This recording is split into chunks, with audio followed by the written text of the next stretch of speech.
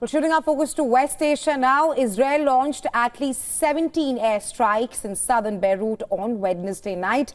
Lebanese state media said that the strikes mark one of the most brutal nights in the capital's southern suburb since the war erupted. The raids came after United States Secretary of State Antony Blinken, on a visit to Israel, pushed for a ceasefire in both Gaza and Lebanon.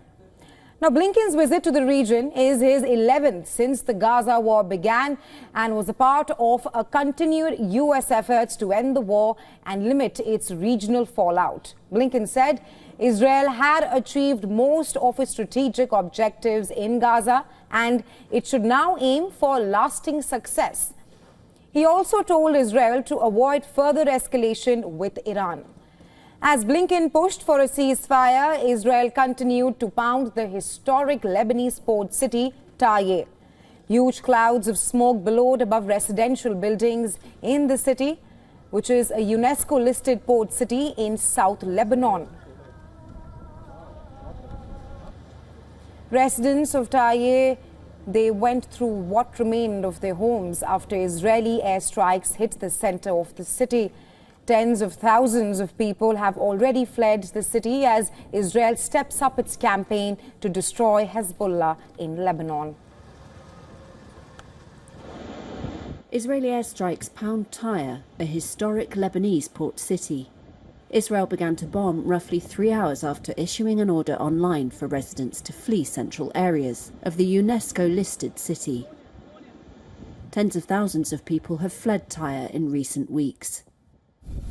US Secretary of State Antony Blinken was in the Middle East on Wednesday to push for a halt in fighting between Israel and militant groups Hamas and Hezbollah.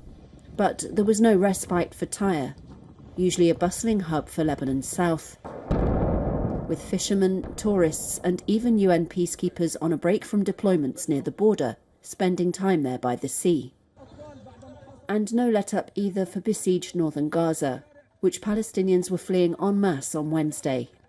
Health authorities reported at least 20 people killed in fresh Israeli strikes. Khulud Abu Nada was among the many displaced with nowhere to go yet again. It has been 18 days. They have implemented a siege on the north.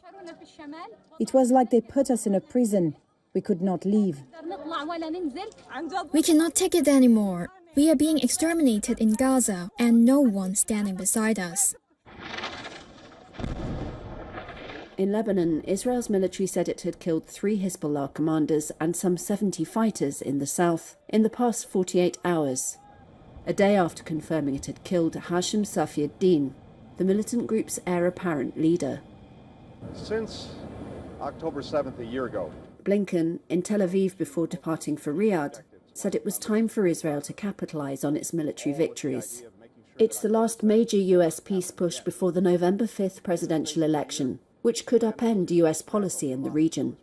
Now is the time to turn those successes into an enduring strategic success. And there are really 2 things left to do. Get the hostages home and bring the war to an end with an understanding of what will follow. This was Blinken's first Middle East trip since Israel killed Hamas leader Yahya Sinwar, a death Washington hoped could provide an impetus for peace. But Gaza residents say that since Sinwar's death, Israel has only intensified its assault on northern areas.